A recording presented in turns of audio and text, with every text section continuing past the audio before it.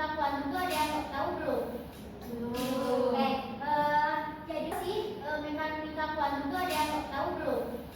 Oke, jadi mekanika kuantum itu cabang ilmu yang menjelaskan bagaimana suatu partikel yang kecil yang tidak bisa dijelaskan oleh fisik. Jadi kita belajar kuantum ya. Nah, di sini ada mekanika kuantum tujuan pembelajaran.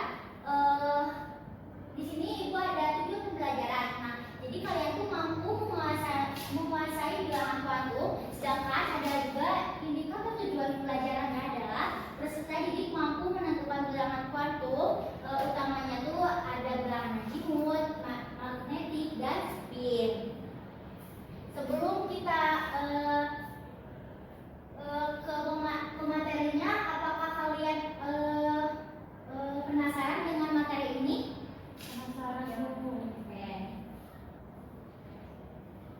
Nah, di sini itu ada mekanika kuantum. Nah, kedudukan elektron dalam atom berada pada daerah ruangan dengan jarak tertentu dari inti atom. Nah, boleh bantu Ibu untuk membacakan apa itu mekanika kuantum menurut Max Planck. Boleh siapa? Oke. Menurut Max Planck ini, atom-atom hanya dapat menyerap atau memancarkan energi pada paket-paket gelombang tertentu yang disebut kuanta. Energi setiap kuanta ini bergantung pada frekuensi radiasi yang dipancarkan atau diserap. Oke, terima kasih telah membantu Ibu untuk membacakan. Nah, di sini juga ada membacakan yang depan. Menurut Mas, energi itu dipancarkan dalam paket kecil yang disebut kuanta. Nah, sedangkan Weierstrass, ada yang bisa membantu Ibu untuk membacakannya?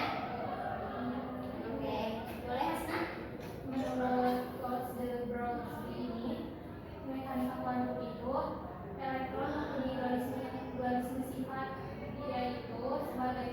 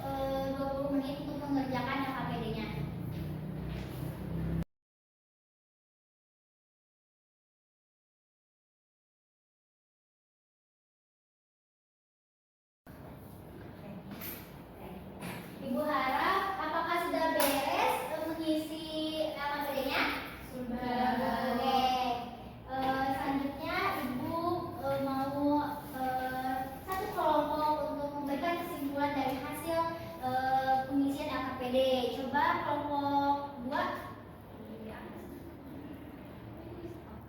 Iya. Kelompok 2 Yang mana nih yang pertama dulu?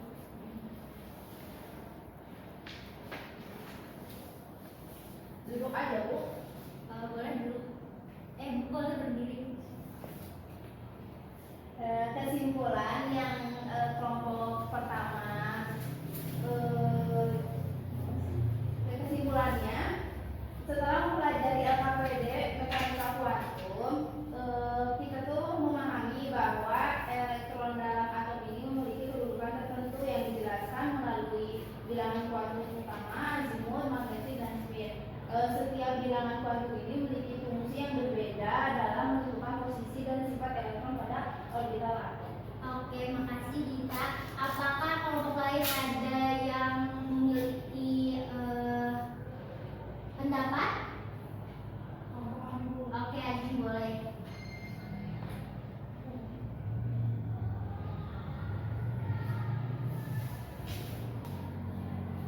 Oke, kami dari kelompok 2 menyimpulkan bahwa melalui kegiatan diskusi dan penyelesaian soal LKPD, kami dapat menentukan dengan kuantum suatu unsur berdasarkan konfigurasi elektronnya, serta memahami bahwa elektron dalam atom hanya dapat dinyatakan sebagai peluang keberadaan elektron orbital. Oke, bagus sekali ya jawaban-jawaban yang kalian sudah simpulkan. Ibu bangga banget sama kalian ya. Nah, sebelum itu Ibu akan memperkuat penjelasan tentang mekanika kuantum. Nah, bilangan kuantum itu ada 4 ya. Bilangan kuantum utama lambangnya apa? Bilangan kuantum azimut, bilangan kuantum magnetik, ya. Nah, bilangan kuantum spin, oke. Nah, bilangan kuantum N, bilangan kuantum utama N menyatakan tingkat energi utama atau kulit atom. Kulit-kulit ini diberi lambang mulai dari K, L, M, sama N. Nah, di sini ya, kulit terdalam ada N. N-nya berapa? 1, maksimal elektronnya 2. Sedangkan kulit L ada N-nya 2, maksimal elektronnya 8. Kalau M 3, maksimal elektronnya 8. Oke, kulit N 4, maksimal elektronnya 32. Oke, bentar ya. Nah, bilangan sekarang kita ke bilangan kuantum azimut. Nah, bilangan kuantum azimut menyatakan bentuk orbital 4 elektron berada pada subkulit. Bilangan azimut dimulai dari 0, 1, 2, 3, dan seterusnya. Misalkan kita tuh punya subkulit kan ada L, S-nya 0, P itu bilangan azimutnya tuh ada 1, sedangkan D 2, F 3. Dari sini ada pertanyaan? Belum. Oke. Nah, ini udah nggak aneh kan ya? Nah, bilangan kuantum magnetik kita beralih ke bilangan kuantum magnetik. Nah, bilangan kuantum magnetik yang lambangnya itu F menyatakan letak elektron pada suatu orbital syarat nilai antara negatif 1 dan plus 1. Yang 1 kan itu S. Nah, kita udah tahu ya, S di sini punya ruangannya itu ada 1. Sedangkan P 3, D 5, F 7. Nah, coba tanya, kenapa Bu S cuma ada 1? Bisa beda-beda titik letaknya. Nah, kalian ini ya. Nah, Ibu mau jelasin mana sih dulu ya?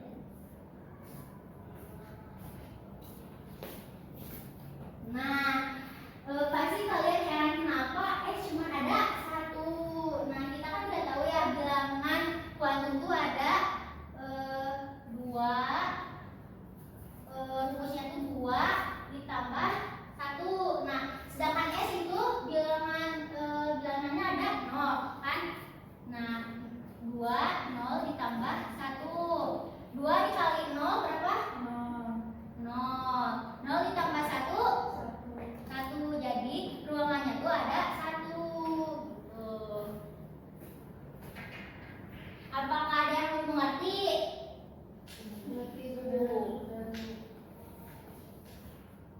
Nah, kita langsung ke bilangan kuantum magnetik lebih lanjut lagi. Nah, sekulit S L itu 0, bilangan kuantum magnetiknya 0, jumlah orbital itu 1, jadi ruangannya juga ada 1. Nah, sedangkan P itu R-nya itu 1, bilangan kuantum magnetiknya itu -1, 0 plus 1, gitu ya. Nah, di sini nih bilangan kita langsung ke bilangan kuantum spin atau S. Bilangan kuantum spin S menyatakan arah pemutaran elektron. Jadi gimana arah pemutaran elektron itu? Nah, kita udah tahu ya kalau si panahnya ke atas berarti dia kalau ke bawah berarti minus. Oke. Biar kita memperkuat materi ini, Ibu ada contoh nih.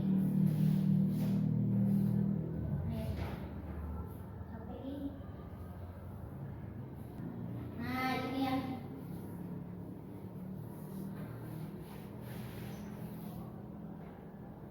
Misalkan Ibu punya 14 SI.